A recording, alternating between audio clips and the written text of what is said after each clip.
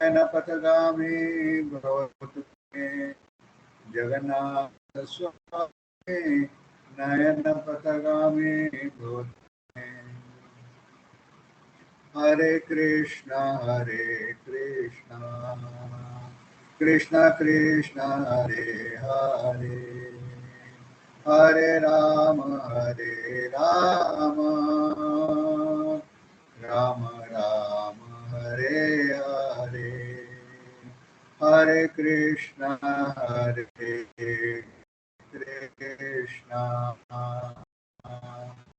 कृष्णा कृष्णा कृष्णा हरे हरे, हरे राम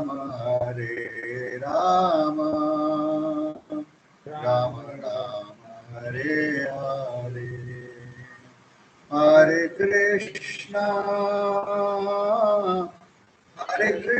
कृष्णा कृष्णा हरे हरे, हरे राम राम हरे हरे, हरे कृष्णा कृष्णा कृष्णा हरे हरे, हरे राम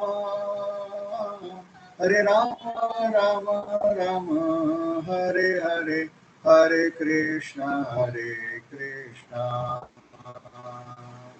कृष्णा कृष्णा हरे हरे, हरे राम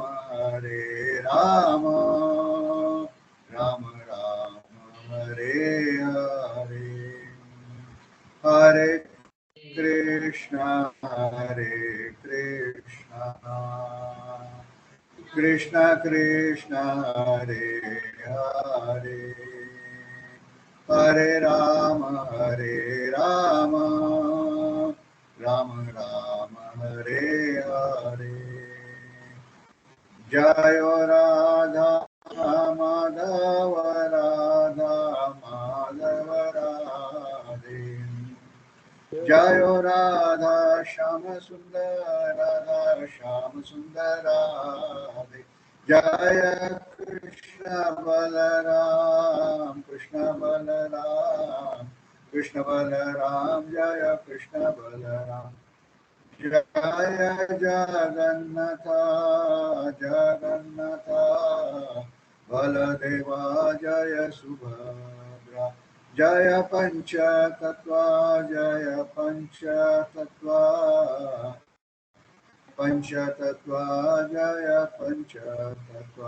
जय नरसिंहदेव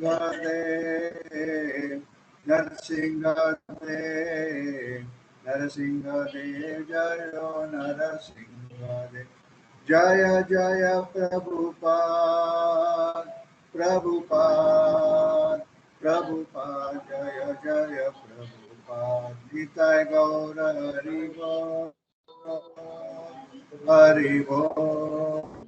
हरि बोल निताय गौर हरि बोल, निताय गौर प्रेमानंदी हरि बोल। जय विष्णुपाद परमहंस परिव्राजकाचार्य स्तोत्र सत श्रीमद अभय चरण अरविंद भक्ति वेदांत स्वामी श्रील प्रभुपाद की जय। इस्कॉन लिबर्टी संस्थापक आचार्य श्रील प्रभुपाद की जय। जय विष्णुपाद परमहंस परिव्राजकाचार्य स्तोत्र सत श्रीमद भक्ति सिद्धांत सरस्वती गोस्वामी महाराज श्रील प्रभुपाद की जय। अनंत कोटि वैष्णव वृंद की जय। नामाचार्य श्री हरिदास ठाकुर की जय। प्रेम से कहो जय श्री कृष्ण चैतन्य प्रभु नित्यानंद श्री अद्वैत गदाधर श्रीवासदि गौर भक्तवृंद की जय। श्री श्री राधा कृष्ण गोपीनाथ श्याम कुंड राधा कुंड के गोवर्धन की जय। ब्रजभूमि वृंदावन धाम की जय।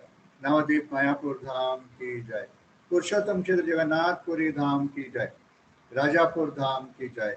गंगामय की जय, जमुनामय की जय, भक्ति देवी की जय, तुलसी महारानी की जय, कलियुपान हरिनाम संकीर्तन की जय, हरे कृष्ण महामंत्र की जय, जगन्नाथ बलदेव सुभद्रा महेश्वर महाप्रभु की जय, श्रील प्रभुपाद की जय, समवेद भक्त वृंद की जय। जय गौ प्रेमानंदे हरि हरि बोल। All glories to the assembled devotees, Hare Krishna. All glories to the assembled devotees, Hare Krishna. All glories to the assembled devotees, Hare Krishna. All glories to Sri Guru and Sri Guru. All glories to Sri Prabhupada. जय श्रील प्रभुपाद। ओम नमो भगवते वासुदेवाय। ओम नमो भगवते वासुदेवाय। ओम नमो भगवते वासुदेवाय। नारायणं नमस्कृत्यं नरं चैव नरोत्तमं देवीं सरस्वतीं व्यासं ततो जयमुदीरये। नस्तप्रायेषु भद्रेषु नित्यं भागवत सेवा भगवती उत्तरश्लोके भक्ति भवति कृष्णाय वासुदेवाय देवकी नंदन च गोपकुमाराय गोविन्दाय नमो नमः। ओम अज्ञानतिमिरन्दस्य ज्ञानाञ्जनशलाकया चक्षुरुन्मीलितं तस्मै श्रीगुरुवे नमः। श्रीचैतन्यमनोभीष्टं स्थापितं भूतले स्वयं रूपा कदा मह्यं ददाति स्वपदान्तिकं। वन्दे गुरुं पदकमलं श्रीगुरुं श्रीरूपं साग्रजातं सहगणा रघुनाथान्वितं तं सजीवं साद्वैतं सावधूतं परिजनासहितं कृष्णचैतन्यदेवं श्रीराधाकृष्णपादान् सहगणा ललिता श्रीविशाखान्वितं च। हे कृष्णा करुणा सिन्धु दीनबन्धो जगत्पते गोपेशा गोपिका कान्ता राधा तप्तकांगी वृंदावरी सुते देव प्रणमामि प्रिये। वाञ्छकल्पतरुभ्यश्च कृपा सिन्धुभ्येव च पतितानां पावनेभ्यो वैष्णवेभ्यो नमो नमः। जय श्री कृष्ण चैतन्य प्रभु नित्यानंद श्री अद्वैत गदाधर श्रीवासदि गौरभक्तवृंद। हरे कृष्णा कृष्णा कृष्णा हरे हरे हरे राम राम राम हरे हरे। हरे कृष्णा। आज का इस क्लास में आपका स्वागत है। आज हम भगवद गीता चौथा अध्याय के बारे में चर्चा कर रहे हैं, जिसका शीर्षक है ट्रांसेंडेंटल नॉलेज। ट्रांसेंडेंटल नॉलेज के बारे में जो भी ज्ञान होता है वो दिव्य होता है, और इस अध्याय में भगवान अपने बारे में बता रहे हैं, इसीलिए इस अध्याय का शीर्षक है दिव्य ज्ञान। तो भगवान को अपने बारे में बताने का जरूरत क्या पड़ा? इसका सोच जो है तीसरा अध्याय का 30वां नंबर श्लोक में आता है। यहाँ प्रभु कृष्णा बताते हैं, मयि सर्वाणि कर्माणि संन्यास आध्यात्म चेतसा निर्ममो भूत्वा युद्धस्व विगत ज्वरा। इसका अर्थ है, भगवान बताते हैं, ओ अर्जुन, तुम्हारा सारा कर्म जो है ना, वो मुझे अर्पण करो, यानी मेरे लिए कर्म करो, दूसरा किसी के लिए नहीं करना है, और मन मुझको दे दो। मन मुझको देना बहुत इंपॉर्टेंट चीज है। हम सुबह उठकर जाप करते हैं, बैठते जाप करने के लिए, लेकिन हमारा मन जाप में नहीं रहता है, दुनिया भर घूमते रहता है। तो इस तरह से जाप करने से हमको जाप का बिल्कुल फायदा नहीं मिलता है। जाप का फायदा, सही जाप का फायदा, शुद्ध नाम से हम जो जाप करते हैं उसका फायदा क्या होता है? कृष्ण प्रेम। नाम से कृष्ण तुरंत प्रकट होते हैं, शुद्ध नाम लेते हैं तो। और शुद्ध नाम एक बार भी शुद्ध नाम लेते हैं तो सारे कर्म के रिएक्शन से जल जाते हैं। लेकिन हम सालों साल जाप करते रहते हैं, फिर भी कर्म का रिएक्शन तो जलते ही नहीं है। ये क्यों होता है ऐसे? क्योंकि हम जाप तो कर रहे हैं, लेकिन हमारा मन जाप में नहीं है। इसीलिए हमारा जाप जो है अपराध के साथ हो रहा है, और जाप अपराध के साथ होता है तो जाप का फल तुरंत नहीं मिलता है। ये अपराध के साथ नियम लिया हुआ नाम जो है शुद्ध नाम से बहुत दूर रहता है, शुद्ध नाम से बहुत दूर रहता है। इसीलिए भगवान बोलते हैं मन मन आपो मत भक्तो, give your mind to me. हर जगह भगवान बताते हैं अगर भगवान को पाना है पहले मन भगवान में लगाना चाहिए। इसलिए यहाँ भी भगवान बोल रहे हैं तुम्हारा सारा एक्टिविटीज मुझे दे दो, मुझे सरेंडर करो, यानी मेरे कर्म करो, मन में लगाओ, लेकिन कर्म का फल के बारे में अपेक्षा नहीं करना, फल के बारे में अपेक्षा नहीं करना। और फ्री फ्रॉम इगोइज्म, यानी किसी चीज के बारे में प्रोप्राइटरशिप मेंटालिटी नहीं रखना। नॉर्मली हमारा प्रवृत्ति क्या होता है, जो भी चीज हम देखते हैं हम सोचते कि ये मेरा एंजॉयमेंट के लिए है, ये मुझे प्राप्त करना चाहिए, इसका भोग मैं करना चाहिए, ये हमारा मेंटालिटी होता है। लेकिन भगवान बताते हैं कि किसी चीज के प्रति प्रोप्राइटरशिप नहीं रखना है, क्योंकि हमारा कोई भी चीज हमारा एंजॉयमेंट के लिए नहीं है, किसी चीज का भी हम प्रोप्राइटर नहीं होते हैं। सही प्रोप्राइटर जो है, सही एंजॉयर जो है ओनली कृष्णा है। और भगवान आखिरी में बोलते हैं फ्री फ्रॉम लेथार्जी, आलस्य न करना, बिना आलसी से युद्ध करो। तो अगर भगवान बोल रहे हैं कि तुम मेरे लिए काम करो, तुम्हारा काम मुझे सरेंडर करो, तो नॉर्मली लोग सोचते हैं कि भगवान के प्रति कृष्णा को सरेंडर करना है तो कृष्णा है कौन? अगर हम किसी काम, समझ लीजिए एक प्रधानमंत्री के लिए वो कर रहे हैं, तो हमको पहला मालूम होना चाहिए कि प्रधानमंत्री यानी कौन है, इसकी पावर्स क्या है, इसकी कैपेसिटी क्या है, कितना बड़ा व्यक्ति है, क्या कर सकता है, ये मालूम होना चाहिए। बिना मालूम हुए अगर हम किसी के लिए काम करते हैं तो उसका कोई फायदा नहीं मिलता है। तो वैसे ही अगर हम कृष्णा के लिए काम कर रहे हैं तो पहला ये मालूम होना चाहिए कि कृष्णा यानी कौन है, इसके पावर्स क्या है, इसके कैपेसिटी क्या है, इसका पोटेंसी क्या है। तो इस अध्याय में कृष्णा अपने बारे में बोल रहे हैं। तो श्लोक नंबर 1 से 10, श्लोक नंबर 1 से 10 में भगवान अपने बारे में बोल रहे हैं। इसको बोलते हैं दिव्य ज्ञान, अपने बारे में ज्ञान दे रहे हैं। और इस 1 से 10 श्लोक का एसेंस क्या है?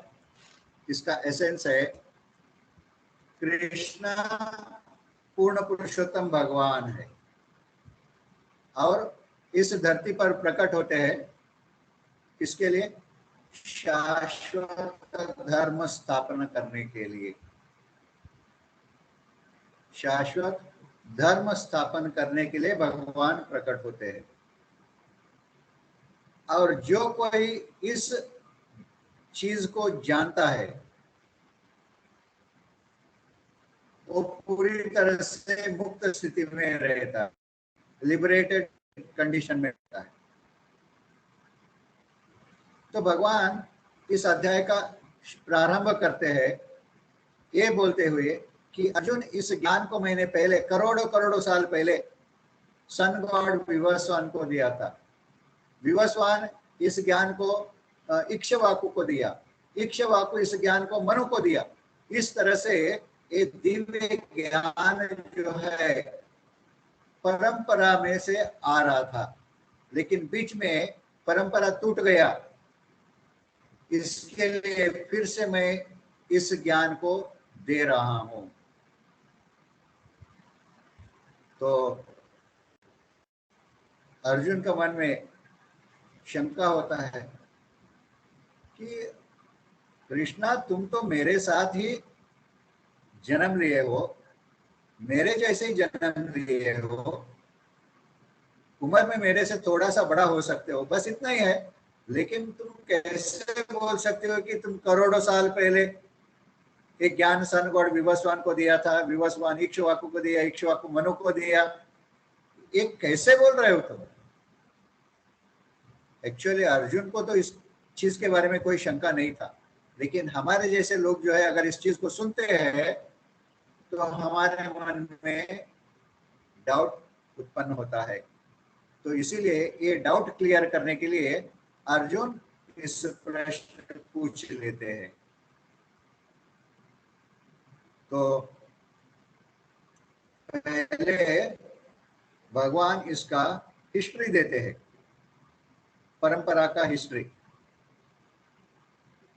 उसके बाद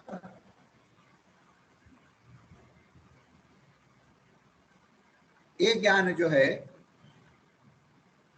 ट्रांसमिशन थ्रू रेसिप्रोकल सक्सेशन, एक ज्ञान जैसे मैंने कहा परंपरा में से नीचे उतरकर आ रहा है। यानी सन गॉड विवस्वान को भगवान ने ज्ञान को दिया, जैसे सन गॉड विवस्वान इसको सुना वैसे ही उसने इक्ष्वाकु को दिया, इक्ष्वाकु जैसे सुना था वैसे ही इस ज्ञान को उन्होंने मनु महाराज को दिया। तो इसका अर्थ ये है कि एक ज्ञान जो है कभी भी कंटेमिनेटेड नहीं हुआ। यानी जिन्होंने ये ज्ञान नीचे वाले को देते गए, जैसे उन्होंने सुना वैसे ही दिया, उसमें अपना मनमानी से कुछ ऐड नहीं किया, अपना मनमानी से कुछ डिलीट भी नहीं किया। अगर हम हमारे इच्छा के अनुसार कुछ ऐड कर देते हैं और कुछ डिलीट करते हैं तो उसमें प्यूरिटी जो है वो प्यूरिटी चला जाता है, और प्यूरिटी चला जाता है तो सुनने वालों के ऊपर जो प्रभाव गिरना चाहिए वो प्रभाव नहीं गिरता, क्योंकि प्यूरिटी खत्म हो गया। इसीलिए भगवत गीता जो भी इसका प्रसार करता है, इस ज्ञान को देता है, उसको अपना मनमानी से कुछ ऐड नहीं करना चाहिए। भगवान ने जैसे भी बताया, जितना भी बताया ना, उतना ही वैसे ही बोलना चाहिए। प्रभुपाद बताते हैं प्रीचिंग इज वेरी सिंपल। क्यों? Preaching means what ever you have heard from your Guru, simply repeat it as it is without adding anything, without deducting anything. This is preaching. अगर हम हमारे मनमाने से कुछ उसमें ऐड करते हैं या उसमें से कुछ डिलीट करते हैं तो ये प्रीचिंग इफेक्टिव नहीं होता है, क्योंकि उसका प्योरिटी चला जाता है। तो भगवान दूसरा एक चीज बताते हैं। भगवान वो बोलते हैं अर्जुन ये ज्ञान मैं तुमको दे रहा हूं। क्यों? अब भगवान ने अर्जुन को ये ज्ञान क्यों दे रहे, दुर्योधन को क्यों नहीं दिया? भगवान उसको रीजन बताते हैं, Arjun because you are my friend and you are not envious of me. तो इस ज्ञान को हासिल करने के लिए, प्राप्त करने के लिए हमारे पास दो क्वालिफिकेशन होनी चाहिए। एक, हम अर्जुन के जैसे भगवान का फ्रेंड होना चाहिए, और दूसरा भगवान से ईर्ष्या नहीं करना चाहिए। भगवान से ईर्ष्या नहीं करना चाहिए। हम भगवान से ईर्ष्या कब करते हैं? किसी व्यक्ति से हम ईर्ष्या कब करते हैं? जब हम सोचते हैं कि ये व्यक्ति जो है हमसे ही बहुत आगे बढ़ रहा है, हमसे कुछ ज्यादा फेमस बन रहा है। जब जब जब हमारे मन में ऐसे भावनाएं, ऐसे विचार, ऐसे इच्छाएं आ जाते हैं, इसका मतलब है हम एनवियस बन रहे हैं उस व्यक्ति के प्रति। तो अर्जुन जो था भगवान से एनवियस नहीं बना, और अर्जुन फ्रेंडशिप में सुन रहा था। He was a very good friend. तो जिसको भी भगवान के बारे में ज्ञान प्राप्त करना है, he should never be envious of Krishna. envious of Krishna ने कृष्णा का पोजीशन को प्राप्त करने के लिए प्रयास नहीं करना चाहिए। मैं भी कृष्णा के जैसे ही बनना चाहिए। हाँ, ये जो है लोएस्ट फॉर्म ऑफ एनवी।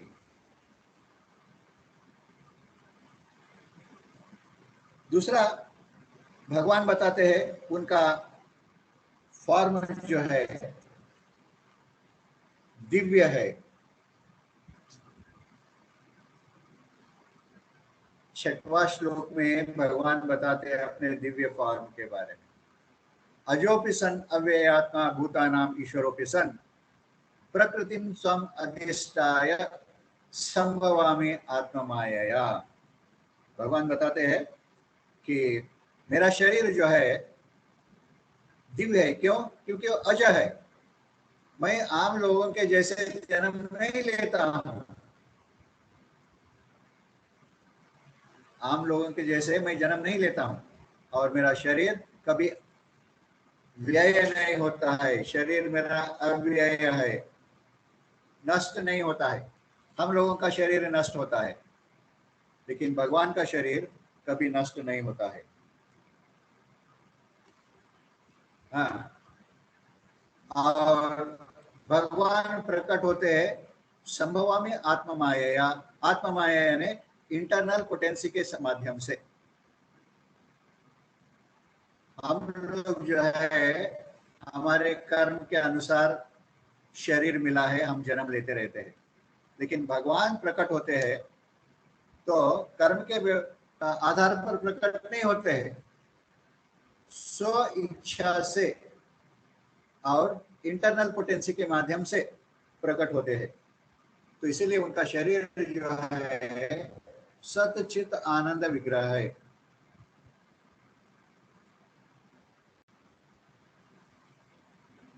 और क्योंकि वो सतचित आनंद विग्रह है, इटर्नल है, शाश्वत है, जब जब वो प्रकट हुए थे ना, तब उन्होंने क्या, कब प्रकट हुए थे, क्या लीला है कि ये है, उनको सब पता है, सब याद है उनको। जब भगवान प्रकट हुए थे तभी अर्जुन भी था उनके साथ, लेकिन अर्जुन को कुछ याद नहीं है। अर्जुन को कुछ याद नहीं है, लेकिन भगवान को सब कुछ याद है। क्योंकि अर्जुन जो है जीव तत्व है। एक बार शरीर छूट गया तो पिछले शरीर में उन्होंने क्या काम किया था वो कुछ याद नहीं रहता है। और भगवान का शरीर दिव्य शरीर है, अजय है। इसीलिए भगवान अनेक अनेक रूपों में, अवतारों में जो भी कर्म किया है वो सब उनको याद है। और भगवान किसके लिए प्रकट होते हैं? टू री एस्टैब्लिश द प्रिंसिपल्स ऑफ धर्म। धर्म को स्थापन करने के लिए प्रकट होते हैं। और धर्म को कैसे स्थापन करते हैं?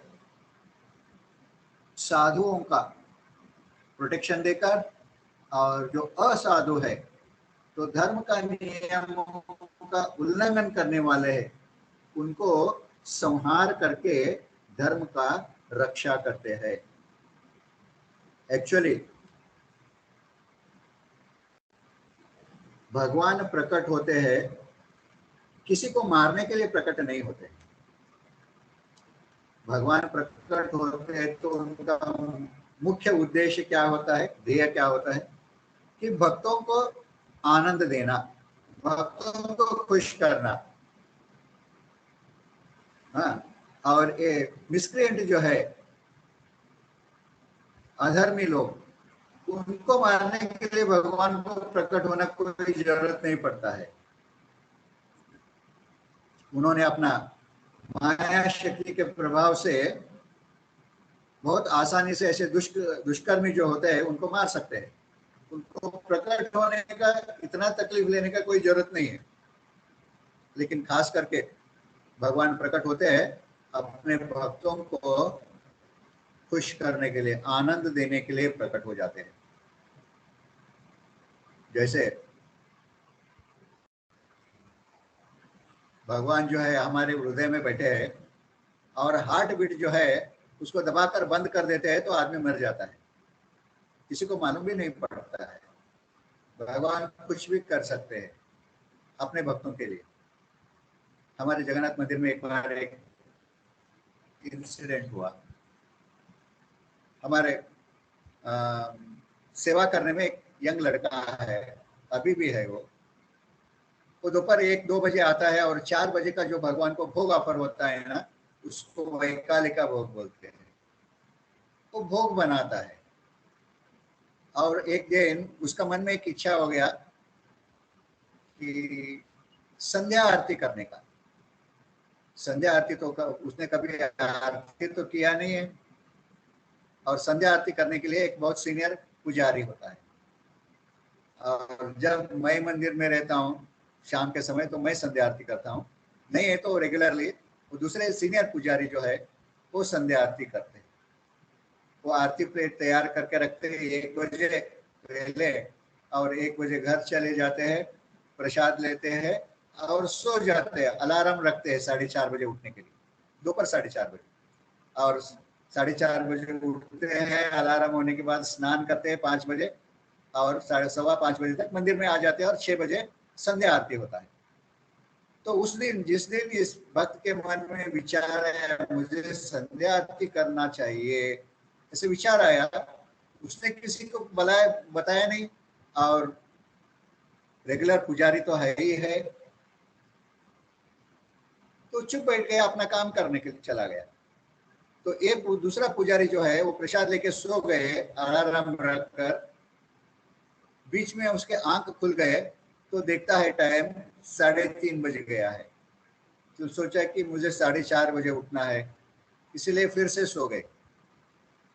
और दोबारा जब भी आंख खुले तभी घड़ी देखते हैं, तभी घड़ी 3:30 ही दिखा रहा है।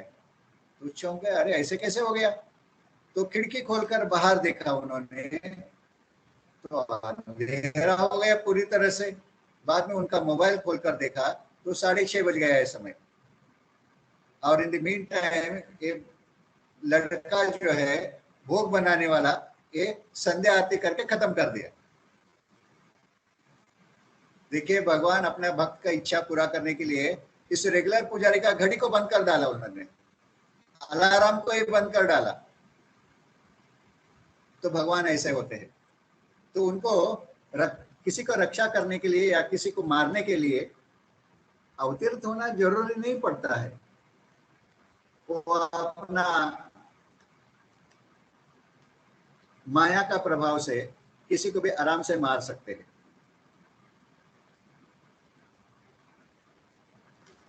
दूसरा पॉइंट जो है, इस दिव्य ज्ञान से मुक्ति प्राप्त होता है। इस दिव्य ज्ञान से मुक्ति प्राप्त होता है। भगवान बताते हैं, जन्म कर्म च मे दिव्यम एवं यो वेति तत्वतः त्यक्त्वा देहं पुनर्जन्म नैति मामेति सो अर्जुन। मेरा जन्म और कर्म जो है दिव्य है, और जो कोई इस चीज को समझता है, शरीर छूटते समय पर इसका स्मरण करता है, याद करता है, वो पूरी तरह से रिएक्शन से मुक्त हो जाता है, मेरा दिव्य स्थल को प्राप्त कर लेता है। और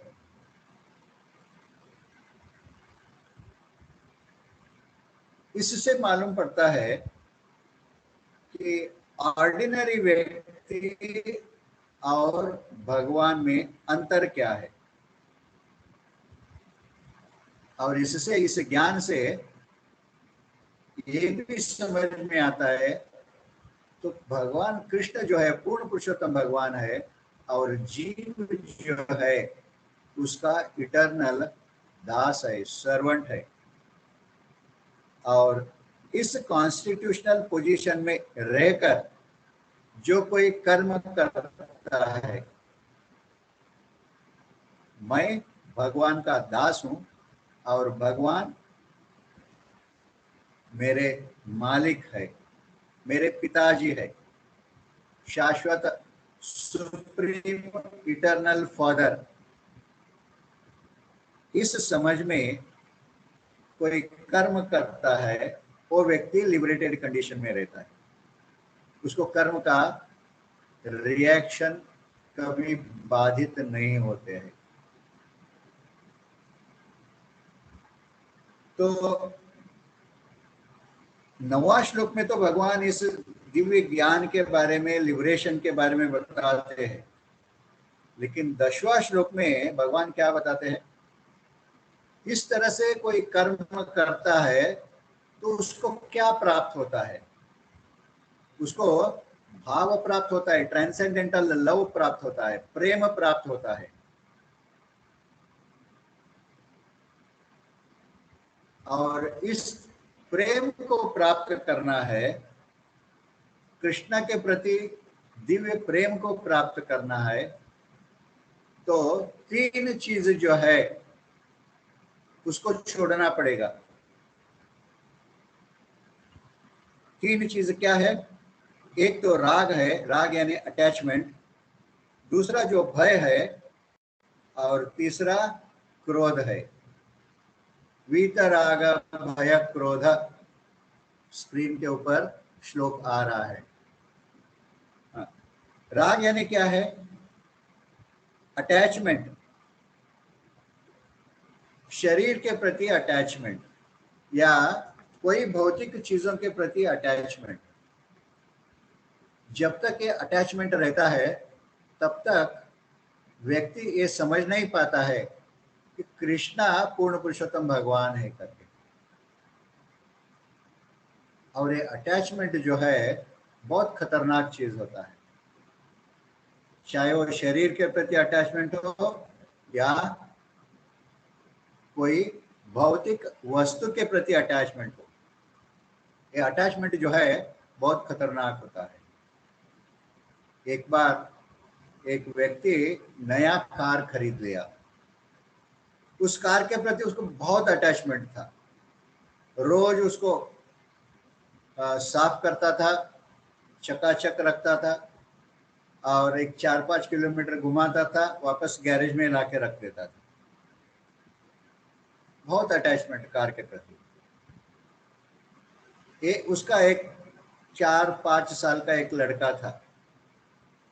एक दिन उस लड़के ने एक छोटा सा पत्थर का टुकड़ा लेकर उसके ऊपर कुछ स्क्रैच किया। तो इसने, पिताजी ने देखा, अरे तुम मेरे कार के ऊपर स्क्रैच कर रहे पत्थर के टुकड़ा लेकर करके। उसको गुस्सा आया और उस बच्चे का हाथ लेकर छड़ी से मारा, हाथ के ऊपर इतना जोर से मारा कि बच्चा रोने लगा। रो रहा है, रो रहा है, रो रहा है, रोने का कमी नहीं हो रहा है। पिताजी पूछा क्या हो रहा है? हाथ दर्द कर रहा है। 1 दिन हो गया, 2 दिन हो गया, फिर उसने डॉक्टर के पास लेके गया।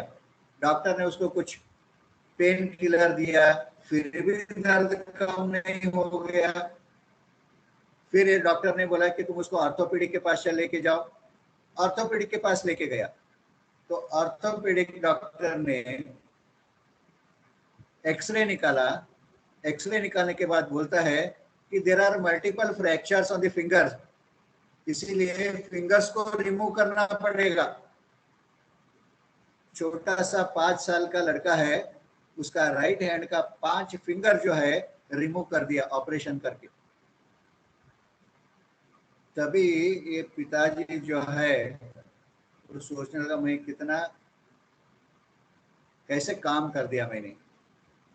मेरा 5 साल का लड़का है, मेरे वजह से, मेरे गुस्से की वजह से, मेरा ये अटैचमेंट की वजह से मेरे बेटे का 5 उंगलियां निकल गए।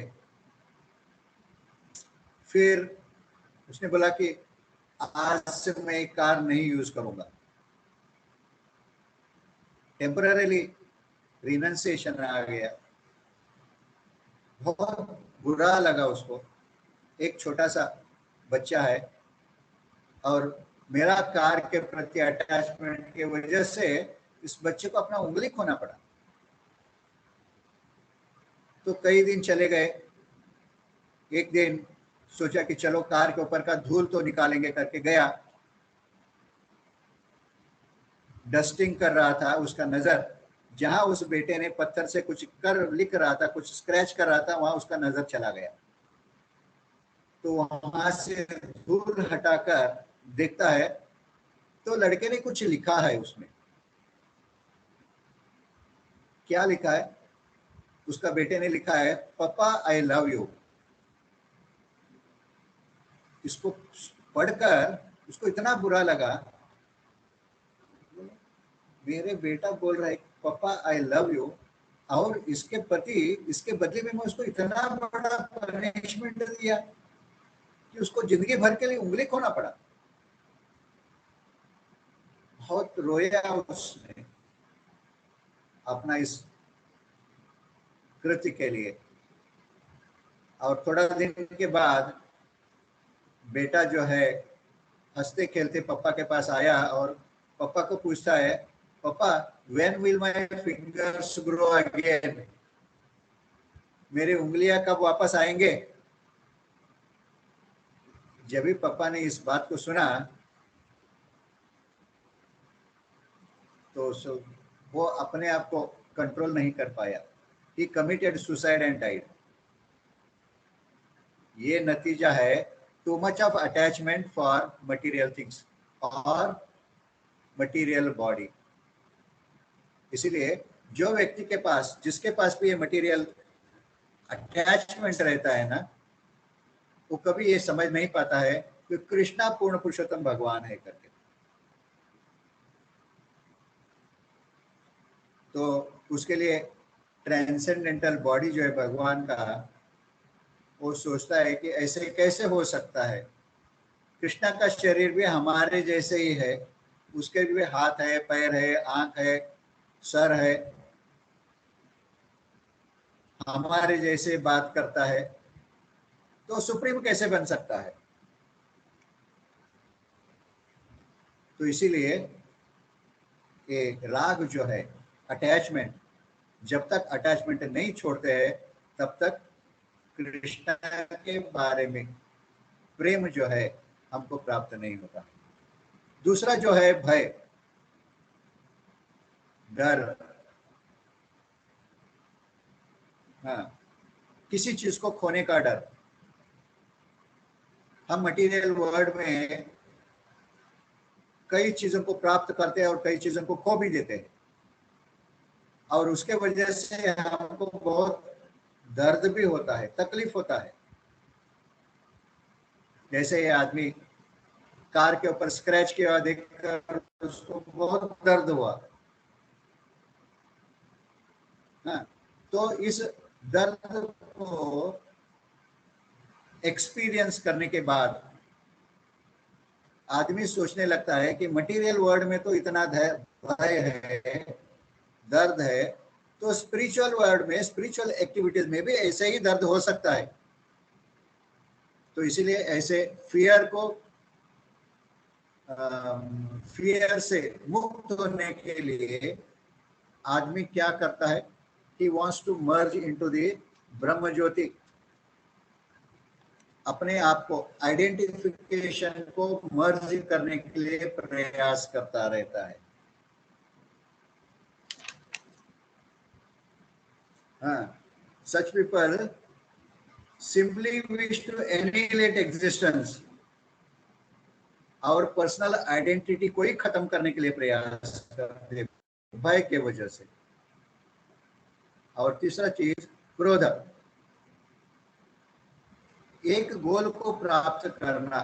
Krishna is the goal of life, और इस गोल को प्राप्त करने के लिए अलग अलग मार्ग है, और अलग अलग मार्गों में अलग अलग प्रिंसिपल्स बताए गए हैं।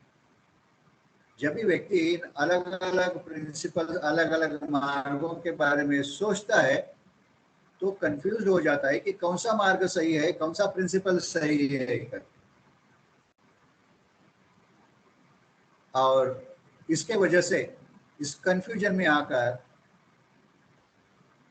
वो सारे मार्ग को अपनाने का ही छोड़ देता है, और उसका एटीट्यूड जो है वाइडिज्म के प्रति टर्न हो जाता है, शून्यवाद। यानी इस मटेरियल वर्ल्ड इज शून्य, उसमें कुछ नहीं है, अल्टीमेटली एवरीथिंग इज शून्य। तो इस क्रोध की वजह से इस स्थिति को प्राप्त करता है। इसीलिए अटैचमेंट, भय और क्रोध, ये तीन चीज छोड़ेंगे तो कृष्ण के प्रति ट्रांसेंडेंटल लव जो है वो प्राप्त होता है।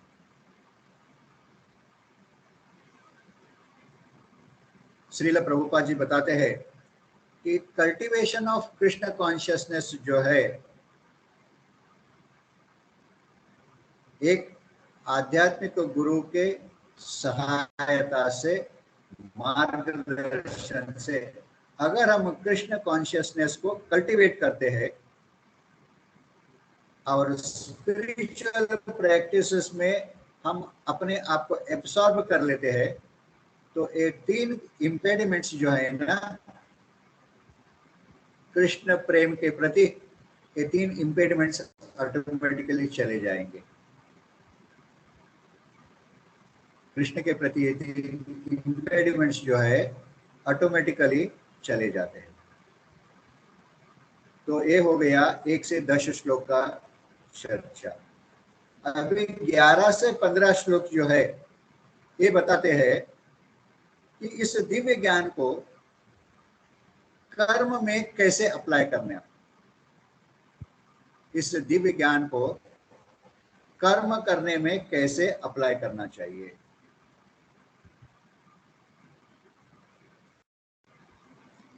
तो मैंने पिछले क्लास में बताया था कि रिएक्शन किसके वजह से आता है। कर्म करने से रिएक्शन नहीं आता है, लेकिन कर्म के पीछे हेतु क्या है, ध्येय क्या है, उद्देश्य क्या है, उस ध्येय की वजह से, मेंटालिटी की वजह से हमको कर्म का रिएक्शन आता है। और जब हम इसी कर्म को कृष्णा पूर्ण पुरुषोत्तम भगवान है और कृष्णा ही आखिरी गोल है, ऑब्जेक्ट है प्राप्त करने के लिए, ऐसे सोचकर इस गोल को प्राप्त करने के लिए हम कर्म करते हैं, तो एक कर्म जो है पूरी तरह से ट्रांसेंडेंटल कर्म बन जाता है। उदाहरण के लिए हमको अभी पता हो गया कृष्ण पूर्ण पुरुषोत्तम भगवान है और कृष्ण को प्राप्त करना ही जिंदगी का ध्येय है, और इस ध्येय को प्राप्त करने के लिए हम जो भी कर्म करते हैं वो कर्म जो है दिव्य कर्म बन जाता है। जो भी कर्म करते कृष्ण को प्राप्त करने के लिए, that is favourable Krishna consciousness, वो दिव्य कर्म बन जाता है।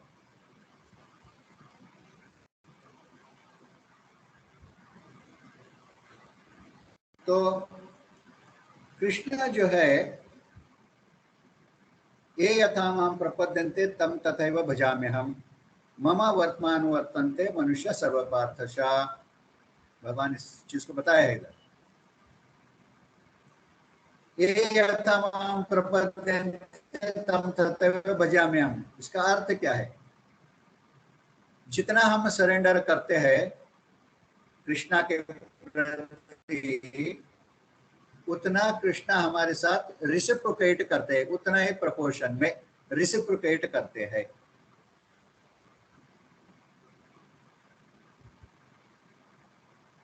तो इसका अर्थ क्या है? कृष्ण को प्राप्त करने के लिए कई मार्ग है, जैसे मैंने बताया, ज्ञान मार्ग है, अष्टांग योग है, भक्ति योग है। इन सारे मार्गों से एक ही चीज को प्राप्त करते हैं, लेकिन अलग अलग डिग्री में प्राप्त करते हैं। जैसे भागवत में कहा गया है, ब्रह्मेति परमात्मेति भगवान इति शब्दते।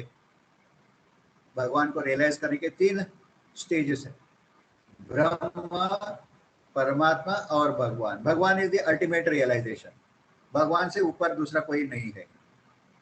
तो कई लोग जैसे ज्ञानी होते हैं, वो भगवान का ब्रह्म ज्योति तक चले जाते हैं और सोचते कि ब्रह्म ज्योति को प्राप्त करना और ब्रह्म ज्योति में अपने आप को मर्ज करना, ये अल्टीमेट परफेक्शन है। तो जिस उद्देश्य से भगवान को प्राप्त करने के लिए एक ज्ञानी जो है ब्रह्म ज्योति को प्राप्त करने का प्रयास करता है और उस ज्योति में अपने आप को विलीन करके अपना एग्जिस्टेंस को खत्म करने के लिए प्रयास करता है और यही अल्टीमेट परफेक्शन करके सोचता है, तो भगवान जो है उसको वही प्रदान करते हैं।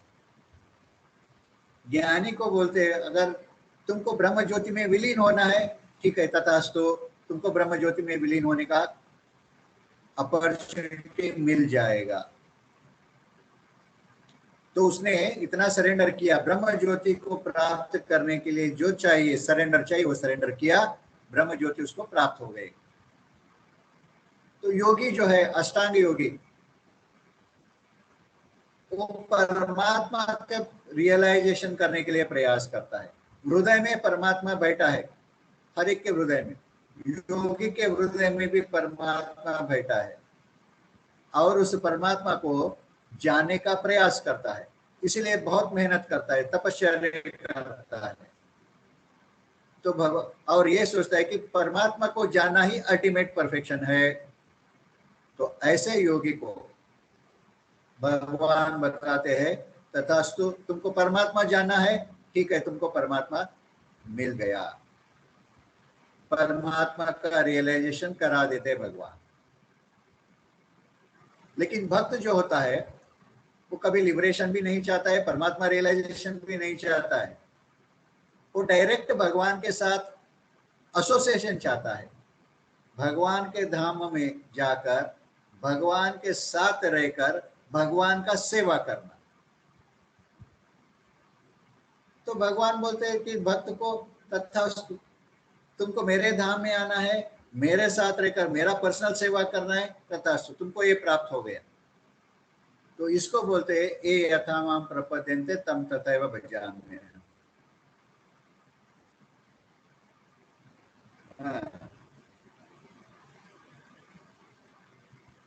तो जिसको पास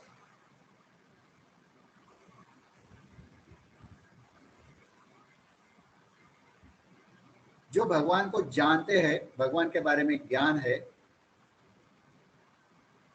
उसके अनुसार वो कर्म करते हैं और भगवान को प्राप्त करते हैं। लेकिन इस अध्याय में भगवान ये भी बताते हैं, अगर कृष्णा सुप्रीम है तो बहुत सारे लोग कृष्णा का डायरेक्ट वर्शिप छोड़कर डेमीगॉड वर्शिप करते हैं। क्यों करते हैं? जैसे मैंने लास्ट टाइम बताया था, एक श्लोक भी बताया था श्रीमद् भागवतम के बारे में, यस्या हम अनुग्रह में हरिष्य धनम सने ततो धनम त्यजेन्त्यस्य स्वजना दुख दुखिता। भगवान क्या बताते हैं कि अगर मैं किसी को अनुग्रह करता हूँ, किसी को ब्लेसिंग करता हूँ, तो मैं क्या करता हूँ, उसके पास जो धन है वो धन सारा निकाल लेता हूँ, उसको गरीब बना डालता हूँ। और जब भी वो गरीब बन जाएगा तो उसके सारे सगे संबंधी जो है, फ्रेंड्स जो है निकल जाएंगे, पत्नी निकल जाएगी, बच्चे निकल जाएंगे, माँ बाप निकल जाएंगे, क्योंकि आदमी गरीब बन गया ना, उसके पास कोई धन नहीं है। आदमी सोचने लगता है कि अरे यह निर्धनी व्यक्ति है, इसका संबंध में आ गया, एसोसिएशन में आ गया तो हमसे धन पूछा तो क्या करेंगे, बेहतर इसे दूर चले जाओ। तो ऐसे निर्धनी व्यक्ति का सगे संबंधी जो है सारे उसको छोड़कर दूर चले जाते हैं। तो अभी वो व्यक्ति निस्सहायक होकर कृष्णा के ऊपर डिपेंड होने लगता है। और जब कृष्णा के ऊपर डिपेंड होता है तो फिर से कृष्णा उसको सारे चीज देना चालू कर देता है, क्योंकि डिपेंडेंट हो गया। तो इसीलिए बहुत सारे लोग कृष्णा के पास नहीं आते, ये डर कर कि अगर कृष्णा के पास चले जाएंगे और कृष्णा सारा धन निकाल लिया तो क्या होगा, गरीब बन जाएंगे, हमको गरीब नहीं बनना है, इसलिए बेहतर कृष्णा से ही दूर रहो। तो ऐसे लोग जो है अन्य देवी देवताओं का आराधना करते हैं।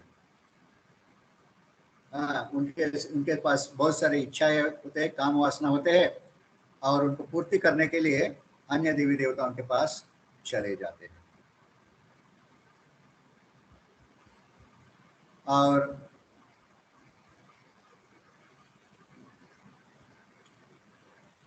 इनसे क्या होता है, उनका इच्छा पूरा होते हैं और slowly slowly process of purification भी कंटिन्यूअस चलता रहता है।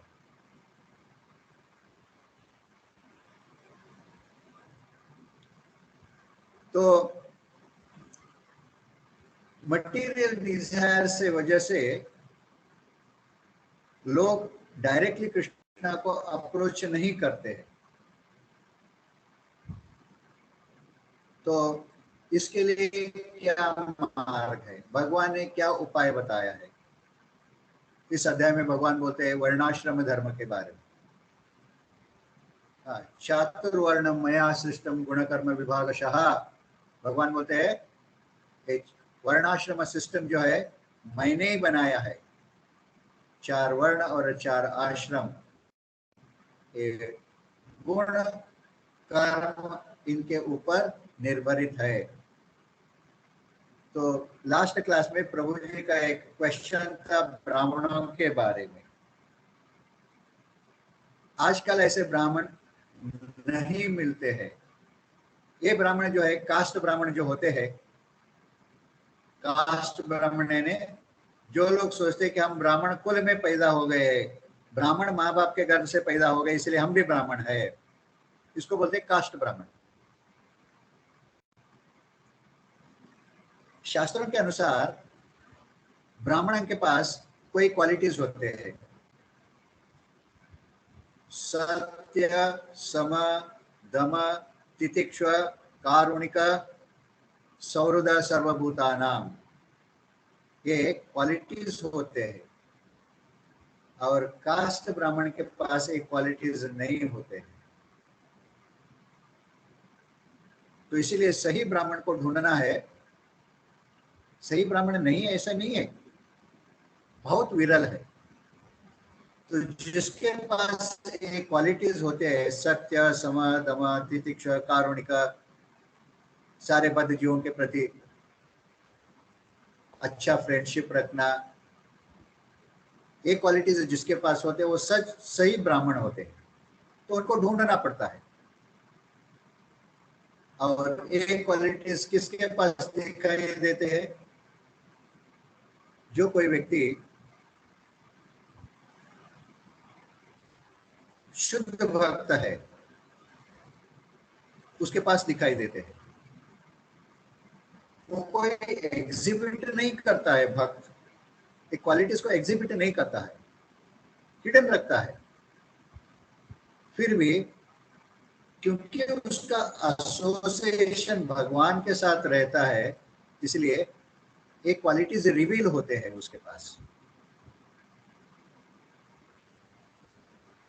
और ऐसे शुद्ध भक्त जो होता है वो सही ब्राह्मण होता है, इसीलिए ऐसे ब्राह्मण का सेवा करने से भगवान संतुष्ट होते हैं।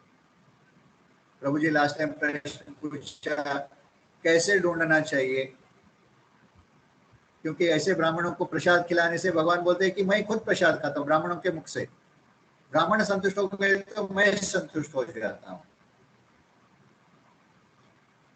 तो एक क्वालिटीज ढूंढना चाहिए, जिसके पास एक क्वालिटीज होते हैं उनका सेवा करना, उनका संग करना, उनका सेवा करना, वो भगवान का सेवा हो जाता है। तो वर्णाश्रम सिस्टम का मुख्य ध्येय क्या है? वर्णाश्रम सिस्टम का नियम को पालन करने से रेगुलेटेड रूप में हमारे सारे इच्छाओं भी पूरा हो जाते हैं और साथ साथ में हमारा प्यूरिफिकेशन भी होता है और साथ साथ में विष्णु का आराधना भी होता है। इसी में से विष्णु का आराधना भी होता है।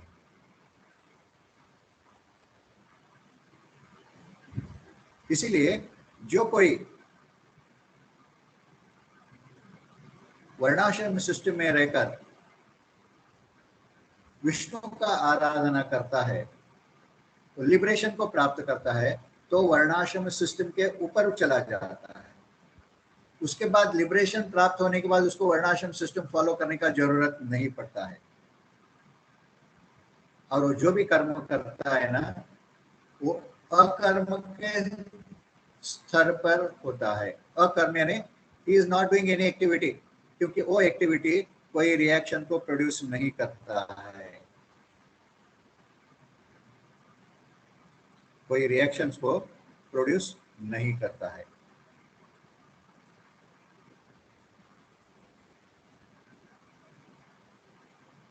तो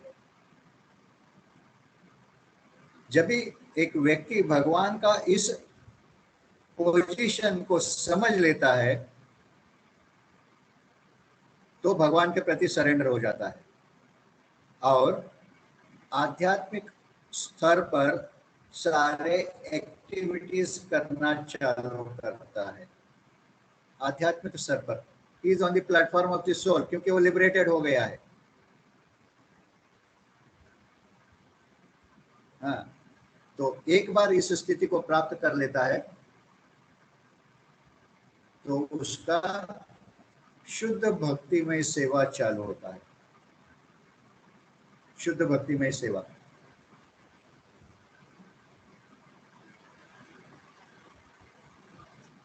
तो आज मैं सोच रहा था कि एक्चुअली इस अध्याय को पूरा करने का, लेकिन अभी समय तो सिर्फ 10 ही बज गया है। 9 से 10 एक ही घंटा हो गया, 1 घंटा भी नहीं हो गया। और मुझे इंस्ट्रक्शन मिला है कि थोड़ा सा जल्दी क्लास खत्म करो करके, इसीलिए और एक पोर्शन लेने का मैं प्रयास करता हूँ। श्लोक नंबर 16 से 24।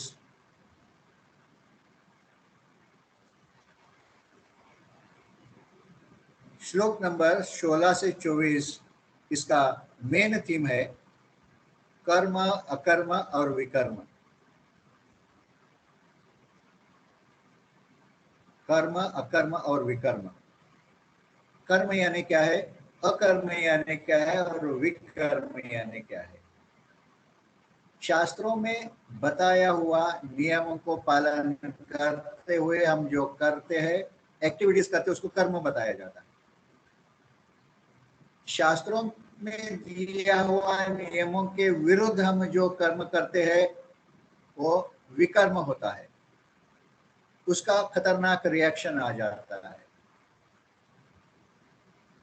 और अकर्म यानी भगवान के संतुष्टि के लिए जो कर्म करते हैं वो अकर्म होता है, क्योंकि उसका कोई रिएक्शन नहीं आता है। कर्म का रिएक्शन आता है, शास्त्रों के नियमों के अनुसार कर्म करते हैं तो उसका अच्छा रिएक्शन आता है और उसके वजह से वो शरीर छूटने के बाद हायर प्लैनेट्स में जाकर लाइफ एंजॉय करता है। विकर्म के वजह से पाप कर्म होते हैं, उसके वजह से नरक में जाकर सफर होता है, और अकर्म करने से कोई रिएक्शन नहीं आता है, और इसके वजह से वो लिबरेटेड स्थिति में रहकर आखिर में he will go back home, back to Godhead। तो प्रभुपाद जी बताते हैं कि कृष्ण कॉन्शियसनेस जो है वो अकर्म स्थिति में किया जाता है, क्योंकि उसमें कोई फ्रीटिव मेंटालिटी नहीं रहता है, कर्म का फल का अपेक्षा नहीं होता है, और इसके वजह से उसका कोई रिएक्शन नहीं आता है। इसीलिए जो भी कर्म कृष्ण प्रज्ञा में रहकर करते हैं वो अकर्म होता है।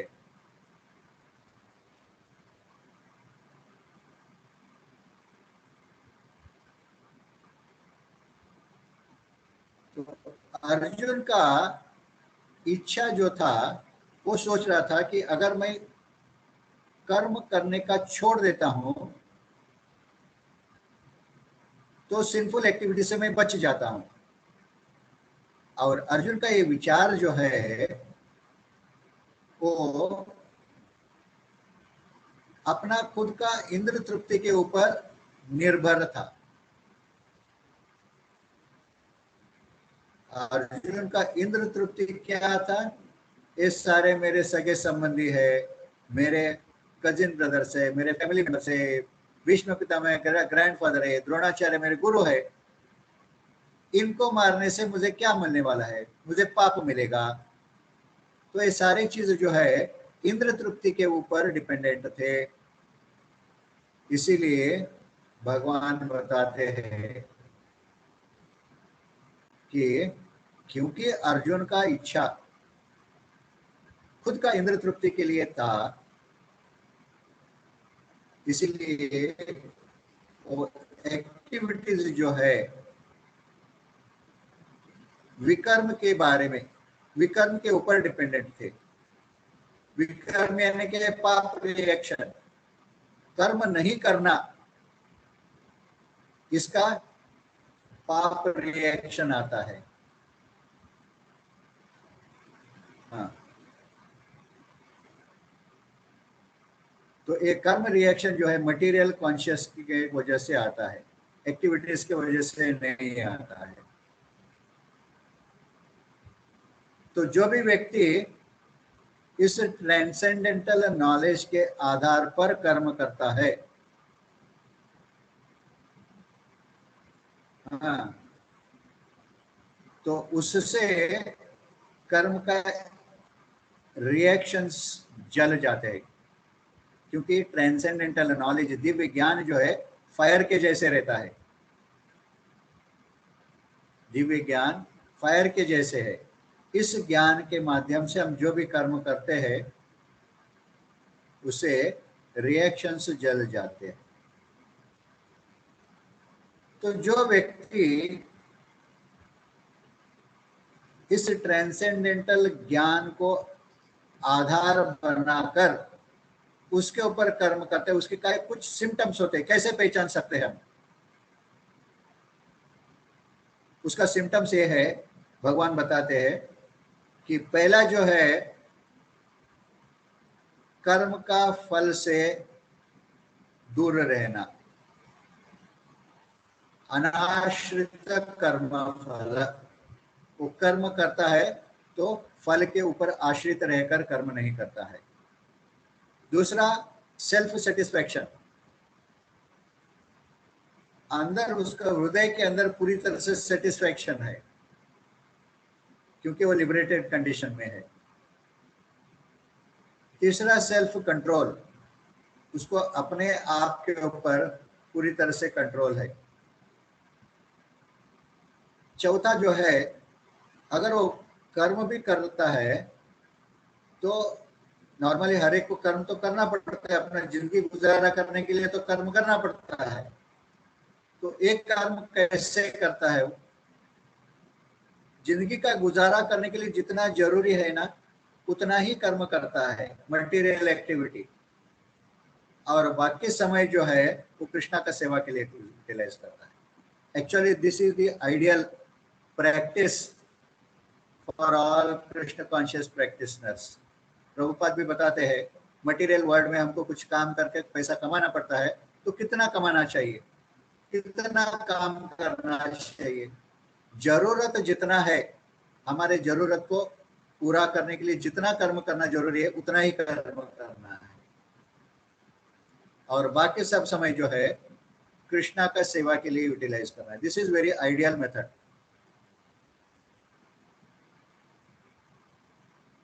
दूसरा पॉइंट है फ्रीडम फ्रॉम प्रोप्राइटरशिप। तो जो व्यक्ति कृष्ण कॉन्शियस में रहकर कर्म करता है वो कभी किसी चीज के प्रति प्रोप्राइटरशिप नहीं समझता है। वो उसका अंडरस्टैंडिंग यही होता है कि हर चीज का प्रोप्राइटर पूर्ण पुरुषोत्तम भगवान है। हाँ, और हर चीज का एंजॉयर भी पूर्ण पुरुषोत्तम भगवान है। दूसरा पॉइंट है फ्रीडम फ्रॉम ड्युअलिटी, द्वंद्व। हम मटेरियल वर्ल्ड में रहते हैं तो बहुत सारे द्वंद्व को हम फेस करते हैं। द्वंद्व यानी क्या है? Pleasure and pain, happiness and distress, success and failure, heat and cold, ये सारे द्वंद्व है। हाँ, तो कृष्ण प्रज्ञा में रहने वाला व्यक्ति जो है ये द्वंद्व के प्रभाव से पूरी तरह से दूर रहता है, द्वंद्व के प्रभाव से पूरी तरह से दूर रहता है। ड्युअलिटीज ऑफ द मटेरियल वर्ल्ड, उसका कभी फ्रेंड नहीं होता है, कोई दुश्मन भी नहीं होता है। फ्रेंड एंड एनिमी दोनों चीज छोड़ देता है। हाँ, अगर उसको कोई तकलीफ आता है तो सोचता है कि मेरे कर्म के वजह से तकलीफ आ रहे हैं, ठीक है चलो फॉरगेट इट, उससे अननेसेसरी प्रभावित नहीं होता है। सडनली बहुत सारा धन मिल गया तो बहुत हैप्पी भी नहीं होता है, यानी उसका स्टेट ऑफ माइंड जो है हमेशा इक्वल रहता है। हाँ, this is called transcendental behaviour. यानी बहुत सक्सेस मिला तो बहुत खुश भी नहीं होता है, सक्सेस मिला नहीं तो दुखी भी नहीं होता है। हाँ, ये क्या चीज ये इंडिकेट करता है? तो तीन गुणों के प्रभाव से मुक्त हुआ है आदमी। जो आदमी तीन गुणों का प्रभाव में रहता है वही ये ड्युअलिटी से प्रभावित होता है। लेकिन तीन गुणों के प्रभाव से जो मुक्त होता है ये सारे ड्युअलिटीज जो है इनसे मुक्त रहता है। नेक्स्ट फ्रीडम फ्रॉम एनवी, द्वेष। वो किसी व्यक्ति के प्रति द्वेष भाव नहीं रखता है। और steadiness in both success and failure. जैसे मैंने कहा सक्सेस मिला तो आनंद नहीं होता है, सक्सेस नहीं मिला तो दुखी भी नहीं होता है। उसका स्टेट ऑफ माइंड जो है स्टीडी रहता है, स्थिर रहता है हमेशा।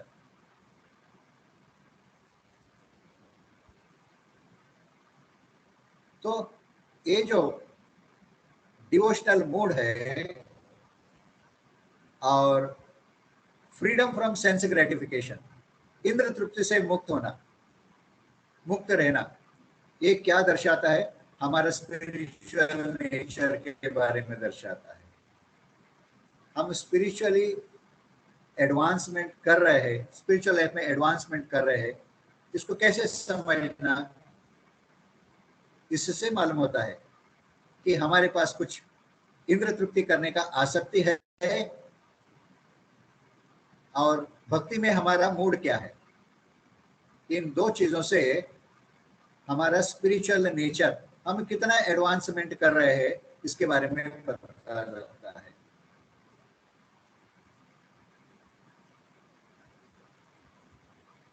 तो ये सारे चीजें जो है they are called acts of sacrifice, detachment from fruits of labour,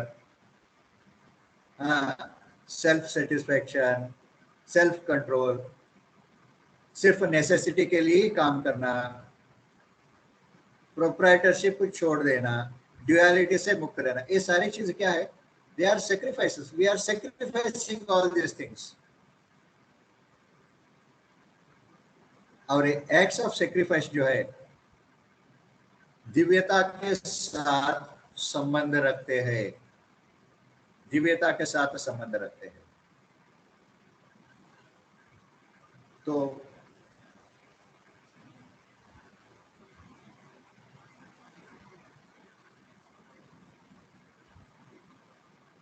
जब भी इस सेक्रीफाइसेस की वजह से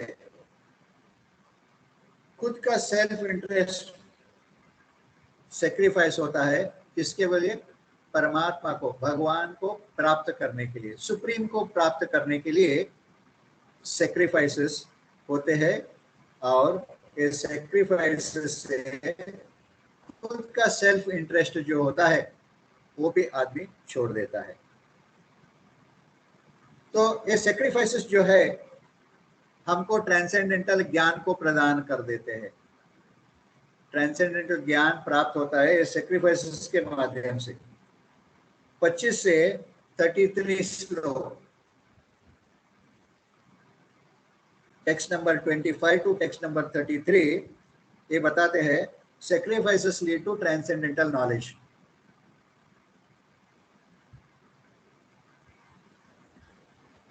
तो अलग अलग तरह के सेक्रीफाइसेस जो है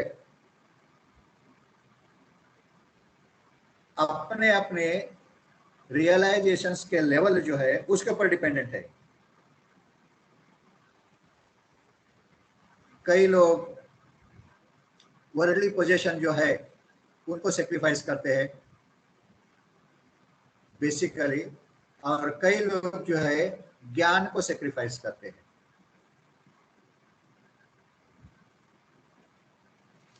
तो वर्ल्डली पोजीशन में मटेरियल प्लेजर जो है, लोग मटेरियल चीजों को प्राप्त करने के लिए बहुत प्रयास करते हैं, इसके लिए डेमीगॉड्स का वर्शिप करते हैं. और जो मटेरियल पोजीशंस आते हैं, कई मटेरियल पोजीशंस सेक्रीफाइस भी करते हैं ये सोचकर कि अगले जन्म में इसका फायदा मिलने वाला है. इस सेक्रीफाइस से हम अगले जन्म में हायर प्लैनेट्स में जाकर लाइफ एंजॉय करेंगे लाखों लाखों साल तक. हाँ, इसको बोलते हैं सेक्रीफाइस ऑफ वर्ल्डली पोजीशंस. और दूसरा जो है सेक्रीफाइसिंग नॉलेज. तो दिव्य ज्ञान को प्राप्त करने के लिए जो सेंस ग्रेटिफिकेशन को छोड़ देते हैं, दिव्य ज्ञान को प्राप्त करने के लिए इंद्र तृप्ति को सेक्रीफाइस करते हैं, उसको बोलते हैं सेक्रीफाइसिंग नॉलेज. तो ये सेक्रीफाइस किस में होता है? भक्तिमय सेवा में होता है. भक्तिमय सेवा में इस सेक्रीफाइस को भक्तिमय सेवा, इस सेक्रीफाइस को डिवोशनल सर्विस बताया जाता है. उदाहरण के लिए मैं अभी क्लास दे रहा हूँ, भगवान के बारे में वर्णन कर रहा हूँ, 14वां अध्याय भगवद गीता का. तो ये क्या है? ये डिवोशनल सर्विस है. मैं एक्चुअली क्या कर रहा हूँ? भक्तिमय सेवा है. इसमें मेरा कोई इंद्र तृप्ति नहीं है. मैं किसी चीज को प्राप्त करने के लिए क्लास नहीं दे रहा हूँ. मुझे कोई नेम एंड फेम नहीं चाहिए, कोई धन नहीं चाहिए, लेकिन मैं मेरा ज्ञान जो है, भगवान ने दिया हुआ ज्ञान, मैं बांट रहा हूँ. तो ये जो है ये भक्तिमय सेवा है. और इसमें मैं जो भी बोलता हूँ वो भगवान के लिए ऑफर कर देता हूँ. तो इसमें कोई कर्म का रिएक्शन नहीं आता है मुझे. मैं पूरी तरह से लिबरेटेड कंडीशन में रहता हूँ. सुबह उठकर मंदिर चला जाता हूँ, मेरे खुद के पैसे यूज करता हूँ, समय यूज करता हूँ, मेरा शरीर का स्ट्रेंथ यूज करता हूँ, मेरा इंद्रिय यूज करता हूँ, भगवान का, जगन्नाथ का सेवा करने के लिए लगा देता हूँ. मुझे कोई धन नहीं मिलता है वहां से, कोई प्रतिष्ठा भी नहीं मिलता है। लेकिन इस सेवा से, ये जो सेक्रीफाइस है, इस सेवा से मुझे क्या मिलता है? ट्रांसेंडेंटल नॉलेज मिलता है भगवान के बारे में। जैसे मैंने आपको एक रियलाइजेशन सुनाया, एक यंग लड़का जिसका सिर्फ इच्छा था संध्या आरती करने का, भगवान ने उस इच्छा को पूरा कर दिया तुरंत, उसी दिन, उसी समय। तो ये क्या है? ये भगवान के बारे में रियलाइजेशन है, ये ज्ञान है। और ऐसे ज्ञान एक्यूमुलेट होते जाता है तो मेरे पास प्यूरिटी बढ़ता जाता है, और इस प्यूरिटी से मुझे ट्रांसेंडेंटल ज्ञान मिलता है, मैं लिबरेटेड कंडीशन में रहता हूँ, इतने सारे बेनिफिट्स पे। तो इसीलिए ये सेक्रीफाइस जो है, सेक्रीफाइस इन नॉलेज जो है, ये भक्तिमय सेवा है।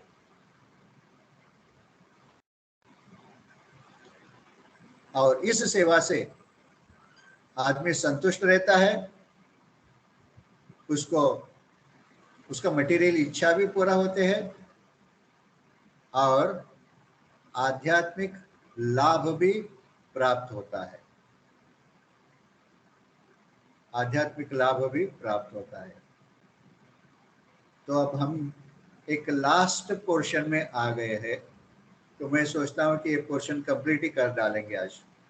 आपको थोड़ा सा टॉलरेट करना पड़ेगा, ज़्यादा समय नहीं लगेगा। हरे कृष्णा प्रभु, नो प्रॉब्लम प्रभु जी। Text number 34 to 42, text number last stage में आ गए हम, कंक्लूजन। टेक्स्ट नंबर 34 to 42 ये पूरा समरी है ट्रांसेंडेंटल नॉलेज का।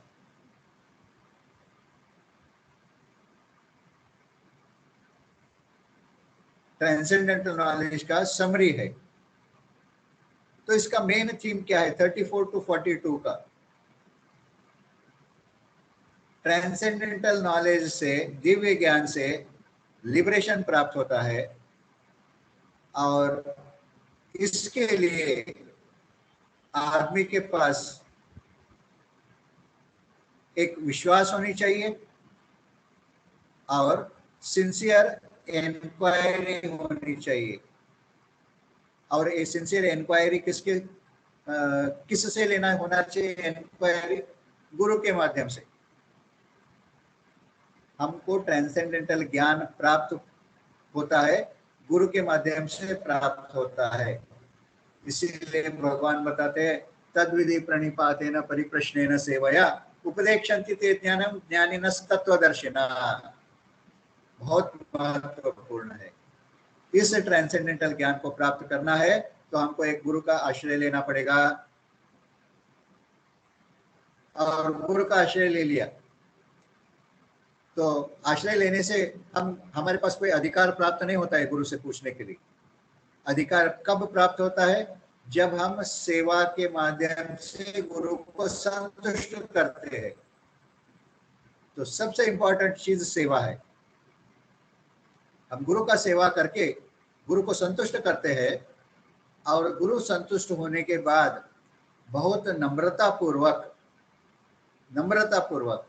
अहंकार से नहीं, नम्रता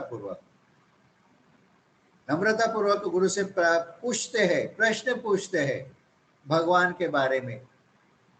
तो गुरु को जब ये विश्वास होता है कि पूछने वाला व्यक्ति जो है रियली इंटरेस्टेड है और क्वालिफाइड है पूछने के लिए, जब भी गुरु को इसका एहसास होता है तो गुरु जो ज्ञान को ऑलरेडी रियलाइज कर चुका है, ये बहुत इंपॉर्टेंट है। Guru should be a realised person. Guru के पास भगवान के बारे में रियलाइजेशन से साक्षात्कार होनी चाहिए। ऐसे गुरु जो है हमको भगवान के बारे में ज्ञान दे सकते हैं।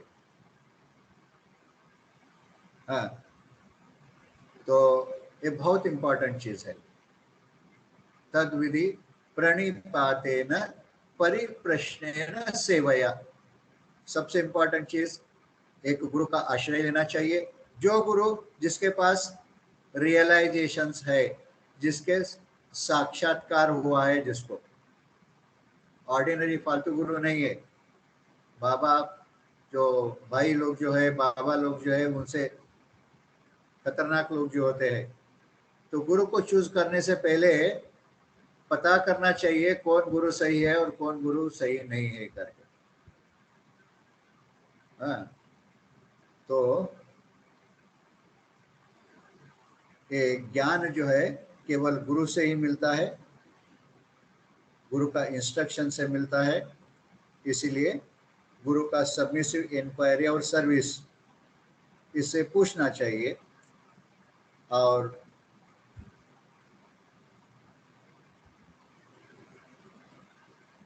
तो गुरु से क्या नॉलेज मिलता है हमको?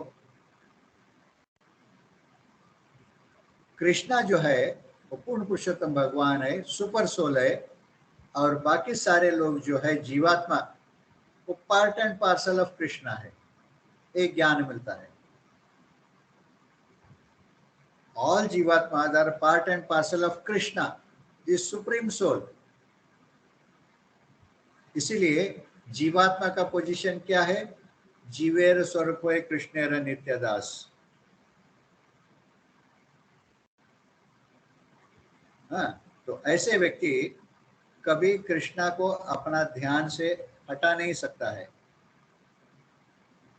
वो सोचता है कि मैं कृष्णा से अलग है ही नहीं।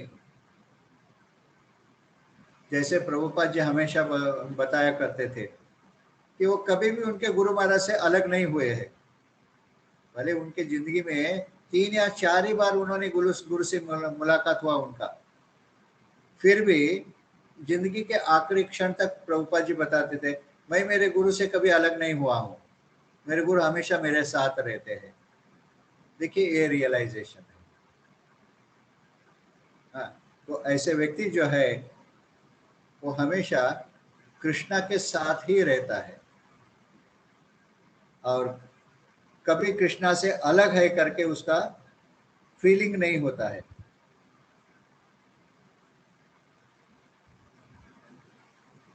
तो प्रीवियस लाइफ कैसे भी क्यों ना हो, शिष्य का गुरु का आश्रय लेने के बाद, दिव्य ज्ञान प्राप्त होने के बाद, सारे कर्म का रिएक्शंस जल जाते हैं और मटेरियल मिजरी जो है उससे ऊपर उठ जाता है। यानी मिजरी से, हमको मिजरीज आते हैं क्योंकि कर्म का रिएक्शन की वजह से आते हैं। अभी कर्म का रिएक्शन सब मिट जाते हैं तो मिजरी कहाँ से आएंगे? तो ही ओवरकम्स द मिजरीज। तो ट्रांसेंडेंटल नॉलेज का सिम्टम्स क्या है और क्वालिफिकेशंस क्या है? क्वालिफिकेशन ये है फेथ एंड सेंस कंट्रोल, विश्वास और अपना इंद्रियों का निग्रह। एक ज्ञान प्राप्त करना है तो हमारे पास ये 2 चीज होनी चाहिए। ये हमारे क्वालिफिकेशन है, भगवान के ऊपर फेथ, विश्वास, और इंद्रिय का निग्रह। और इसका सिम्टम्स क्या है? ज्ञान का सिम्टम्स, हमको ज्ञान प्राप्त हुआ तो इसका सिम्टम्स है fully detached from activities, from the results of activities और कर्म का रिएक्शन से मुक्त रहना। ये सिम्टम्स है ट्रांसेंडेंटल ज्ञान का। तो इस अध्याय का विश्लेषण समाप्त होता है। अभी हमारे पास फिर भी थोड़ा सा समय बाकी है, अभी 10:30 भी नहीं बजा है। प्रभु जी 11:15 तक मुझे बताया था समय, तो 15 मिनट हमारे पास समय है कम से कम क्वेश्चन आंसर के लिए। अगर किसी का कोई कमेंट्स है, क्रिटिकल कमेंट्स है, जो भी है आप एक्सप्रेस कर सकते हो, और आपके कोई डाउट्स भी है, डाउट्स को भी एक्सप्रेस कर सकते हो।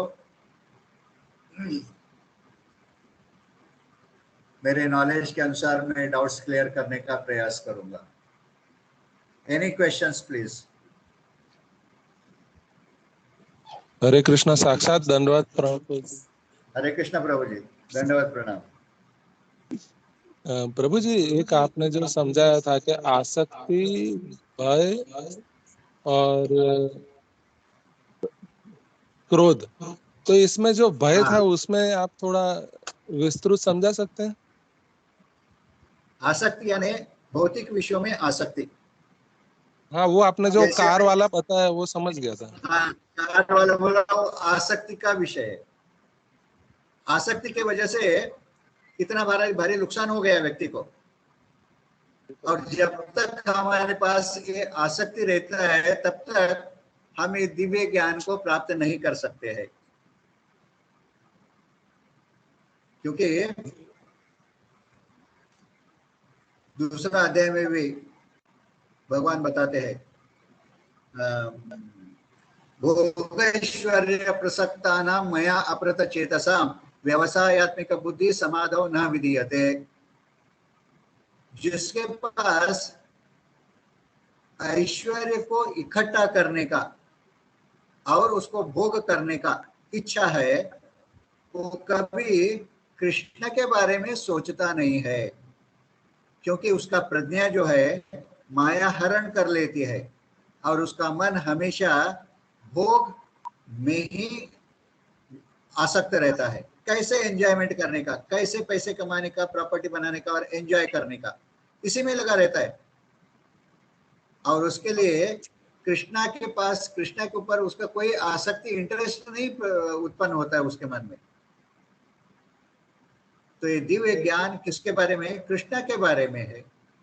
तो इस दिव्य ज्ञान को प्राप्त करना है तो हमारे पास ये आसक्ति नहीं होनी चाहिए। कृष्ण कॉन्शियसनेस और मटेरियल एंजॉयमेंट दोनों अपोजिट डायरेक्शन में चलते हैं, दोनों विरुद्ध डायरेक्शन में चलते हैं। इसके पहले भी मैंने आपको बताया, अगर हमारा इच्छा ऐश्वर्य को संपादन करने का, लाइफ एंजॉय करने का भी है और भक्ति में भी प्रगति करने का है, ये हमारा इच्छा है, तो ये कुछ इच्छा कभी पूरा नहीं होगा। प्रभु जी, मेरा आसक्ति और क्रोध का जो कॉन्सेप्ट है वो क्लियर है। मुझे भय में कंफ्यूजन है। किसमें भय में कंफ्यूजन है? हाँ, तो भय यानी क्या है? फियर। हमारे मटेरियल वर्ल्ड में हमारे बहुत सारे फियर होते हैं हमारे पास। कुछ पाने का और पाने के बाद उसको खोने का, ये भय रहता है। तो इस भय के वजह से हम मटेरियल वर्ल्ड का एक्सपीरियंस लेकर ये सोचते हैं कि स्पिरिचुअल एक्टिविटीज में भी ऐसा भय होता है। स्पिरिचुअल एक्टिविटीज में भी हम कुछ पा सकते हैं, पाने के बाद खो सकते हैं, ये भय रहता है। लेकिन एक्चुअली स्पिरिचुअल एक्टिविटीज हम जो भी पाते हैं वो कभी खोते नहीं है, वो इटर्नली हमारे पास रहता है। लेकिन इग्नोरेंस के वजह से आदमी ये सोचता है। इसीलिए स्पिरिचुअल एक्टिविटीज में वो क्या करता है, अपने आप को इस ब्रह्म ज्योति में विलीन करके आइडेंटिटी को खत्म करने का प्रयास करता है। आइडेंटिटी को खत्म कर, ये ब्रह्म ज्योति यानी क्या है? भगवान का शरीर का एफल्जेंस है। और ज्ञानी व्यक्ति जो है इस ब्रह्म ज्योति तक पहुंचकर उसमें एंटर करने का प्रयास करता है और उसमें आत्मा को विलीन करने का प्रयास करता है। लेकिन आत्मा कभी ब्रह्म ज्योति में विलीन नहीं होता है। आत्मा इंडिविजुअली रहता है, हमेशा के लिए, इटर्नल इंडिविजुअल रहता है। लेकिन एक ज्ञानी व्यक्ति का इच्छा ये होता है कि उसमें विलीन हो जाने का, भय के वजह से। तो ऐसे व्यक्ति ट्रांसेंडेंटल ज्ञान को प्राप्त नहीं कर सकता है। This is the explanation of भय। प्रभु जी, एक और प्रश्न है।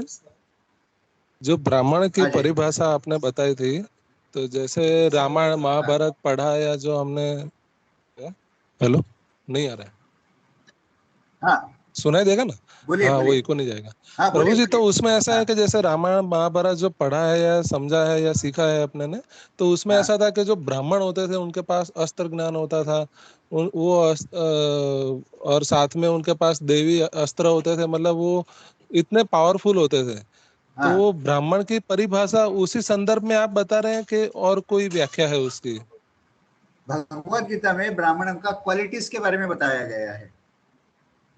ब्राह्मण, सही ब्राह्मण ने एक्चुअली वो आध्यात्मिक में बहुत पावरफुल रहता है ब्राह्मण, क्योंकि कई ब्राह्मण के पास प्योरिटी की वजह से वो भगवान के साथ बात भी करते रहते हैं। जिस ब्राह्मण के पास प्योरिटी होता है और ये सारे क्वालिटीज नेचुरली उसमें प्रकट होते हैं, तो वो बहुत पावरफुल व्यक्ति होता है। इसीलिए भगवान बताते हैं कि ब्राह्मण की जो है मेरा मुख है, इस मुख से, ब्राह्मण के मुख से जो भी वाणी बाहर निकलता है वो कभी असत्य नहीं होता है। मैं देखता हूं कि वो सत्य होना नहीं चाहिए, क्योंकि ब्राह्मण मेरा मोह है। तो जिसके पास प्योरिटी होता है और ये सारे गुड क्वालिटीज उसके पास उपस्थित होते हैं, वो व्यक्ति बहुत पावरफुल रहता है। और रामायण महाभारत में जो आप ब्राह्मणों के बारे में सुना है, जो यज्ञ करते हैं, हाँ, अश्वमेघ यज्ञ, गोमेघ यज्ञ वगैरह करते हैं, वो सक्सेस का कारण क्या है? ब्राह्मणों का प्योरिटी। ब्राह्मणों का प्योरिटी की वजह से वो जो मंत्र का उच्चारण करते हैं, वो उच्चारण बहुत क्लियर रहता है और उस मंत्रों का प्रभाव से उनके यज्ञ जो है वो संपूर्ण हो जाते हैं, मंत्रों का उच्चारण के प्रभाव से। तो आजकल ऐसे ब्राह्मण नहीं होते जिनके पास इतना प्योरिटी भी नहीं होता है और उनके पास इतना ज्ञान भी नहीं होता है। प्रभु जी, जैसे मंत्रों के अलावा उनके पास शस्त्र ज्ञान होता है, जैसे गुरु को कृपाचार्य थे, द्रोणाचार्य थे, या जैसे जिन्होंने वो क्षत्रियों का वध किया था, वो परशुराम थे, या और भी जैसे बड़े बड़े जो विद्वान ब्राह्मण थे, तो वो हाँ, कहने का तात्पर्य ये है कि वो काफी मतलब कॉम्प्रिहेंसिव वर्सेटाइल थे। सिर्फ मंत्रों के अलावा हाँ, उनके पास ये सारी शक्तियां भी थी, या उन्हें प्राप्त की थी या सिद्ध की थी। जी प्रभु बरोबर जी। है, बरोबर है, सही है, सही है। क्योंकि उनके पास मंत्र का नॉलेज भी था, परफेक्शन भी प्राप्त किए थे उन्होंने, और उनके पास वो तो प्योरिटी भी था, और वो कहाँ भी जा सकते थे, हायर प्लेनेट्स में भी चल के जा सकते। इवन अर्जुन भी चला गया था, इंद्रलोक में चला गया था, तो वो पॉसिबल है। शास्त्र में वो ज्ञान है, आज के लोगों के पास वो ज्ञान नहीं है, लेकिन हमारे वेद और शास्त्रों में उसके बारे में नॉलेज है, और ये लोगों ने उस नॉलेज को हासिल कर चुके थे। प्रणाम प्रभु जी। हाँ प्रभु जी। अच्छा, एक है जैसे अभी हमें अगर न्यूट्रल रहना है, अगर हम सक्सेस हो रहा है तो भी खुशी नहीं है, और अगर फेल्योर है तो भी दुखी नहीं है, लेकिन हाँ, इस ये तो परफेक्ट डेफिनेशन है। लेकिन अगर हाँ, सक्सेस मिला तो भी खुशी है और ना मिला तो भी खुश रहना है, तो हाँ, इसको हम कैसे डिफेंड कर सकते हैं? जैसे मैं मतलब बहुत बार यूज करता था वैसे लिखा हुआ कि फूल बनकर मुस्कुराना जिंदगी है, मुस्कुराकर गम भुलाना जिंदगी है, जीत कर खुश हुए तो क्या हुआ, हार कर भी खुशियां मनाना जिंदगी है। तो अब इसमें ये सब मैं मटेरियल शायद चीजें है, चीज ये सब रखूंगा मटेरियल तो चीजें है। तृप्ति की हाँ, तरफ जा रहा हूँ, तो इसमें थोड़ा क्लैरिटी चाहिए। देखिए, स्पिरिचुअल वर्ल्ड में, स्पिरिचुअल लाइफ में स्टेट ऑफ माइंड जो है, अगर वो बैलेंस्ड रहता है, इक्वेनिमिटी रहता है, तो हम आध्यात्मिक विषय में प्रगति कर सकते हैं। समझ गए आप? फॉर एग्जाम्पल, मेरा माइंड बहुत एजिटेटेड हो गया, डिस्टर्ब हो गया, आप समझ लीजिए आपका माइंड डिस्टर्ब है और आप मेडिटेशन करना चाहते हो, तो क्या उस डिस्टर्ब्ड माइंड से आप मेडिटेशन कर सकते हो? भगवान के ऊपर आप अपने आप को ध्यान लगा सकते हो? नहीं लगा सकते हो। नहीं। भगवान के ऊपर ध्यान कब लगा सकते हो? कभी आपका मन इन चीजों से प्रभावित नहीं होता है, मन सेम स्टेट में रहता है, तभी आप भगवान के ऊपर आपका मन को लगा सकते हो। हाँ, तो मेडिटेशन करना में ये दिव्य ज्ञान कहाँ से प्राप्त होता है? भगवान के ऊपर मेडिटेशन करने से भी प्राप्त होता है। और मेडिटेशन करना, इसके लिए माइंड जो है हमेशा स्टेबल रहना चाहिए। अगर माइंड एजिटेटेड बन गया, कभी दुखी हो गया, कभी सुखी हो गया, कभी आसक्त हो गया, कभी अनासक्त हो गया, ऐसे वेरिगेटेडनेस आता है माइंड में, तो ऐसे माइंड जो है आध्यात्मिक प्रगति में स्टेबल नहीं रहता है। इसीलिए स्टेबिलिटी लाने के लिए इसको बोलते हैं transcendental quality of the mind. ये हमेशा ड्युअलिटीज के प्रभाव से, द्वंद्वों से मुक्त रहना चाहिए, तभी वो व्यक्ति जो है आध्यात्मिक विषयों में आसक्त रहकर आध्यात्मिक प्रगति कर सकता है, नहीं तो नहीं कर सकता है। आप प्रैक्टिकली देख सकते हो इसके बारे में। आपका माइंड एजिटेटेड रह गया तो आप अपना पर्सनल काम भी नहीं कर सकते हो, क्लास में जाकर लेक्चर भी नहीं दे सकते हो, जो मटेरियल चीज है। Okay, any other questions? Any one more question, please? और कोई प्रश्न है?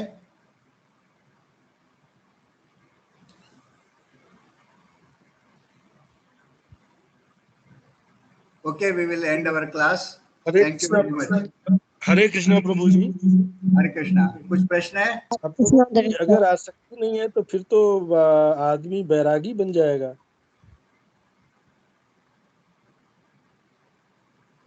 हाँ जी, कोई प्रश्न है? अब प्रभु जी अगर आसक्ति नहीं है तो आदमी हाँ। फिर तो बैरागी बन जाएगा। तो बैरागी बनना ही चाहिए।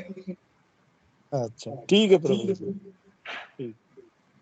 हाँ प्रभु जी, जस्ट हाँ। वही क्वेश्चन को, मेरे वाले क्वेश्चन को फिर से थोड़ा आगे, मतलब मैंने ये बोला था कि ठीक है, आपको किसी भी स्टेट में आपके माइंड को स्थिर रखना है, लेकिन मेरा प्रश्न ऐसा था कि उसमें खुश रखना, मतलब अगर मेरे को असफलता मिलती तो भी मैं खुश हूँ, सफलता मिलती तो भी खुश हूँ, तो is it allowed quality in this आध्यात्मिक दिस, मतलब खुश रहना, मतलब ठीक है स्टेबल है, मैं खुश ही रहना चाहता हूँ इन एनी सर्कमस्टेंसेस, तो can it be called as a stable state, और मुझे खुश भी ज्यादा नहीं होना है, या लाइक दैट? स्टेबल माइंड यानी क्या है? अननेसेसरीली इन्फ्लुएंस नहीं होना, चीजों से प्रभावित नहीं होना। सपोज आपको 1,00,000 रुपए सडनली कहां से तो मिल गया, बहुत खुश हो गया, कल 1,00,000 रुपए नुकसान हो गया, बहुत दुखी हो गया। ऐसे नहीं, ऐसे इन्फ्लुएंस नहीं होना चाहिए माइंड के ऊपर। भक्ति में प्रगति करने का है तो स्टेबल माइंड यानी क्या है? ये सोचना कि मेरे नसीब में आने वाला था, आ गया, पिछले जन्म में मैंने कुछ कर्म किया था, उसका रिजल्ट अभी आ गया। अगर दुखी हो गया तो ये सोचना चाहिए, चलो पिछले कर्म में मैंने कुछ ऐसा कर्म किया था, उसका फल आ गया, ठीक है। दोनों में भी सेम है, मैं अननेसेसरी डिस्टर्ब भी नहीं हो गया, मैं ये सोच करके बहुत मुझे दुख ऐसे क्यों आ गया, ऐसे भी नहीं सोच रहा हूं मैं। आ गया तो ठीक है, नहीं भी आ गया तो भी ठीक है। अननेसेसरीली प्रभावित नहीं होना इन सुख और दुख के विषय में, चीजों से प्रभावित नहीं होना मन, ये इसको बोलते हैं स्टेबिलिटी। उसको कुछ ये दबा कर रखना नहीं है मन को। अरे मेरा मन अभी एक्चुअली मैं सुखी खुश हो गया हूं, लेकिन खुश नहीं होना चाहिए, ऐसे दबा के नहीं रखना। It is a natural state of mind one should achieve.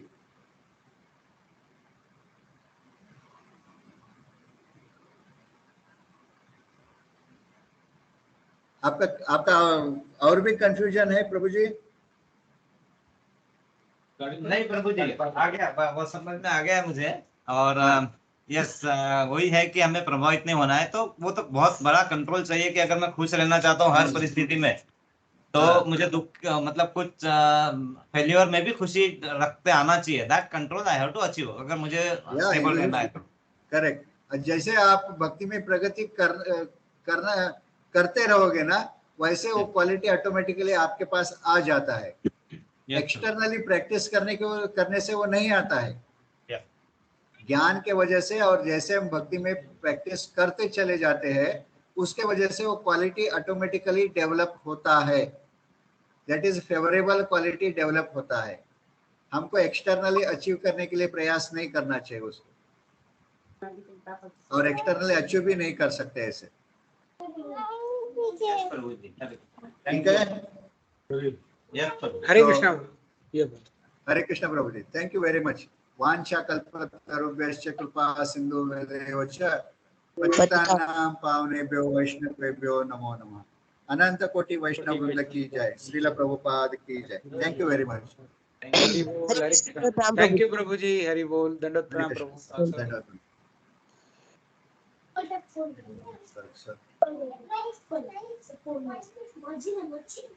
Short मध्ये दामोदर महिन्याचा सांगितलं